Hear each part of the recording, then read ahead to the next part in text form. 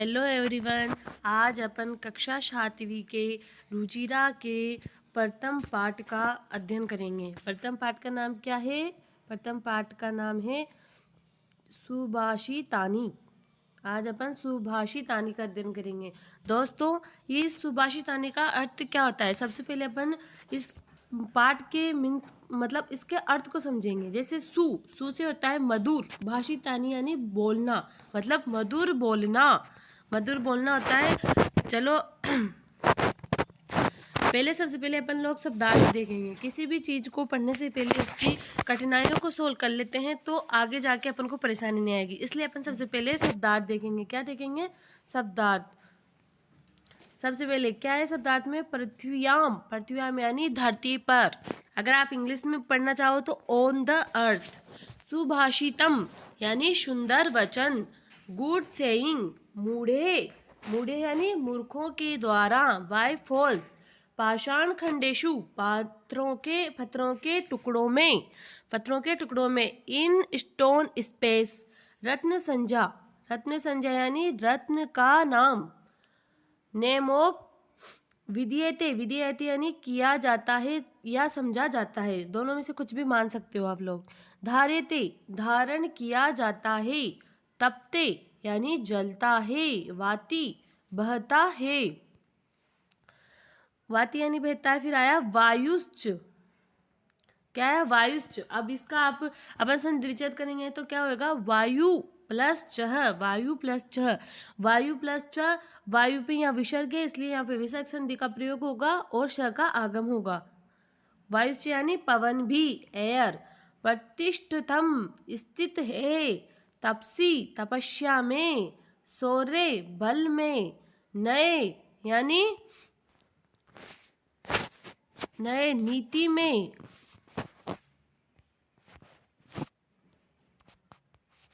नए यानी नीति में। विस्मय।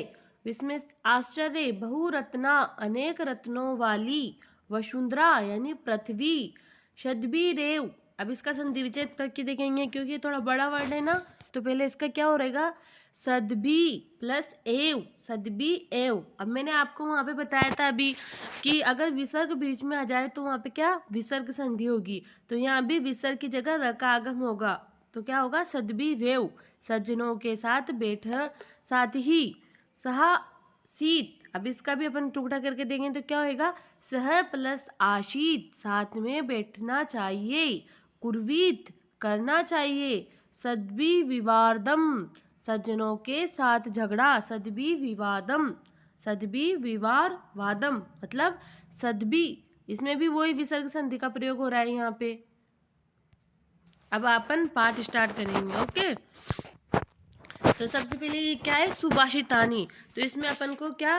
इसका अर्थ होता है मधुर भाषण। तो इसको अपन सबसे पहले गा के इसका गायन करके फिर उसके बाद इसके अर्थ के समझेंगे। तो चलो पढ़ते हैं। पृथ्व्याम त्रीणि रत्नानि जलमंत्रम सुभाषितम मूढ़े पाषाण खंडेषु रत्न संज्ञा विधीयते। एक बार और बोलेंगे ताकि अर्थ जल्दी समझ में आए। पृथ्व्याम त्रीणि रत्नानि जलमंत्रम सुभाषितम मूढ़े पाषाण खंडेषु रत्न संज्ञा विधीयते। पृथ्व्याम यानी पृथ्वी पर। त्रीणि तीन। रत्नानि रत्न। जल मंत्रम जल के मंत्र की तरह जल मंत्र है। सुभाषितम सुंदर भाषणों से।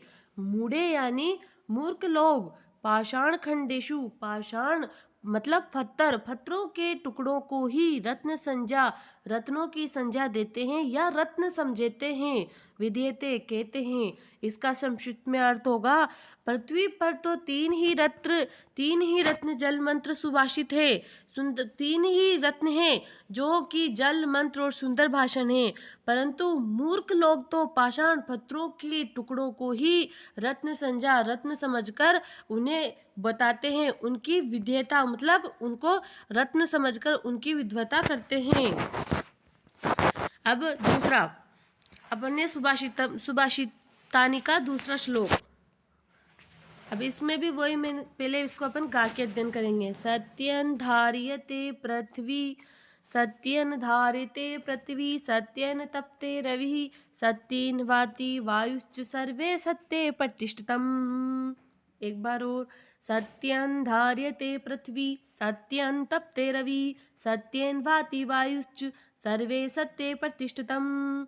अब सत्य, सत्येन यानी सत्य से, धार्यते धारण करते हैं, पृथ्वी सत्य से धारण करती है पृथ्वी, सत्य सत्य से, तपते तपता है रवि यानी सूर्य, सत्य से ही सूर्य तपता है, सत्येन वाति सत्य से, वाति यानी बहती है, वायुश्च यानी हवा। अभी आपको बताया था इसका क्या संधि विच्छेद होगा, वायु प्लस च, वायुश्च। सर्वम सत्य प्रतिष्ठम, सर्वे यानी सभी जगह, सत्य यानी सत्य, प्रतिष्ठितम यानी स्थित है, अतः सत्य से पृथ्वी धारण करती है, सत्य से ही रवि यानी सूर्य तपता है, सत्य से ही वायु बहती है, सत्य से ही सभी जगह प्रतिष्ठित है, अर्थात सत्य ही सभी जगह निहित है, स्थित है। अब अपन आओ दोस्तों तीसरा सुभाषितानी का तीसरा श्लोक का अध्ययन करेंगे। ओके। दाने तपसि सौरे च विज्ञाने विनेनये, विस्मयो न हि कर्तव्यो बहुरत्ना वसुंधरा। दाने तपसि सौरे च विज्ञाने विनेनये, विस्मयो न हि कर्तव्यो बहुरत्ना वसुंधरा। दाने यानी दान से, तपसी अभी बताया, तपसी यानी तपता है, या सौर्य और सौर्य च, सूर्य और विज्ञाने विज्ञान, विनय विनय, नए नए नए, नए यानी नीति, विस्मयो विस्मित होता है, नहीं कर्तव्यो, नहीं यानी न यानी नहीं, ही यानी ही कर्तव्यो कर्त्यो से, बहुरत्ना अनेक रत्नों, वसुंधरा वसुंधरा यानी पृथ्वी। मतलब दान से, तपस्या से, शौर्य से, च विज्ञान और विज्ञान से, विनय से, नीति से, विस्मयो विस्मित नहीं होते, क्यों नहीं होती, कर्तव्य के कारण ही वसुंधरा पृथ्वी अनेक रत्नों को धारण करती है। चौथा श्लोक का अध्ययन करेंगे अब।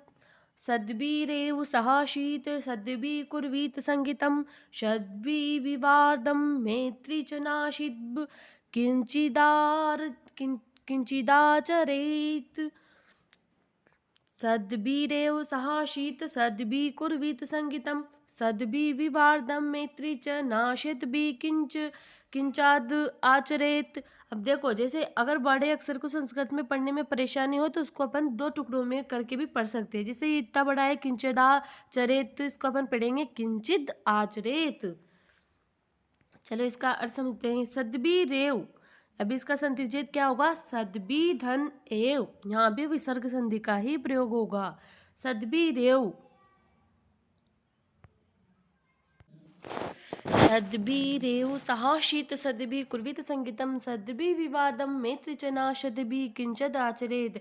इसका अर्थ क्या, अब इसका अर्थ समझेंगे अपन। सद्भिः यानी सज्जनों के साथ, सज्जन, सह यानी, अब इसको भी अब मैंने कहा था कि अगर कोई बड़ा अक्षर आ जाए समझ नहीं आए तो उसको तोड़ के करेंगे, तो इसका संधि विच्छेद क्या होगा, सह प्लस आशीत, सह प्लस आशित यानी सह यानी साथ में, आशित यानी करनी चाहिए, मतलब सज्जनों के साथ ही संग बैठना चाहिए। सद्भिः कुर्वीत संगितम, सज्जनों की ही संगति करनी चाहिए। सद्भिः विवादम मैत्री च नाश, मतलब सज्जनों के साथ ही मैत्री करनी चाहिए। और ना सद्भिः किंचिद आचरेत, और दुर्जनों के साथ कभी कोई आचरण, कोई संगत नहीं करनी चाहिए।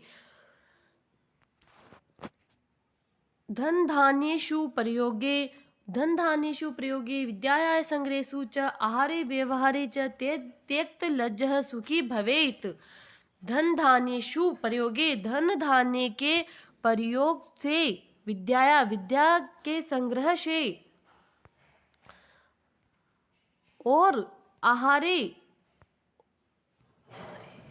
धन धान्य के प्रयोग से, विद्या के संग्रह से, और आहार व्यवहारे आहार के व्यवहार से, और त्यक्त तल्ज, त्यक्त यानी त्यागते हुए, लज्ज लज्जा लज्जा को त्याग कर, सुखी भवेत सुखी रहना चाहिए। धन धान्य के प्रयोग से, विद्या के संग्रह से, आहार से, व्यवहार से, और त्याग कर, लज्जा को त्याग कर मतलब होती है ना किसी की, जैसे अपन गलत सही होते हुए भी अपन वो क्या कहते हैं, शर्मिंदा होते हैं, मतलब संकोच करते हैं किसी को बात का, तो अपन का वो नहीं करना चाहिए और हमेशा सुखी रहना चाहिए। क्षमा वशीकृति लोके क्षमा ही समाया किम न साध्यते शांति खं करे यस्य की कर्षयति दुर्जनः। क्षमा के वशीकृत लोके, अब देखो क्षमा वशीकृति लोके, क्षमा यानी क्षमा, वशी, वशी यानी वश में करना, कृति यानी करना, लोके यानी लोक में, क्षमाया की न साध्यते, मतलब क्षमा को, अब देखो जैसे अगर अपन को इसका अर्थ समझ में नहीं आया तो अपन ने शब्दार्थ किस लिए पढ़े थे। अब देखो इस शब्दार्थ में यहाँ पे लिखा हुआ है क्षमा कृति संसारे, क्षमा कृति, क्षमा वशीकृति लोके, मतलब संसार में क्षमा सबसे बड़ा वशीकरण है। ना भी असज्जन लोगों के साथ नहीं, संग्रहेशु, तो अपन वापिस इस पे आते हैं। क्या था, क्षमा संसार में, क्षमा संसार में वशीकरण का सबसे बड़ा साधन है, इससे बड़ा कोई साधन नहीं। अगर किसी भी वस्तु को, मतलब अगर जहाँ पे अपन को लगता है कि यहाँ पे अगर अपन क्षमा मात्र मांग लेंगे और सब खुश हो जाएंगे, तो अपन को वहाँ मांग लेनी चाहिए। अगर किसी कार्य को एक क्षमा मात्र मांगने से हो जाए तो हमें करना चाहिए।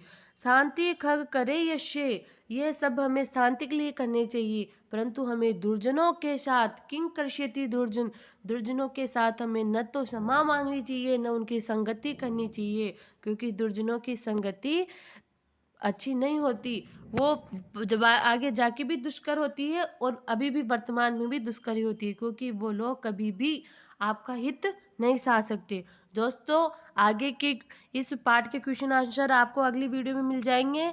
अगर आपको ये वीडियो अच्छी लगी हो तो प्लीज़ लाइक और शेयर ज़रूर करें।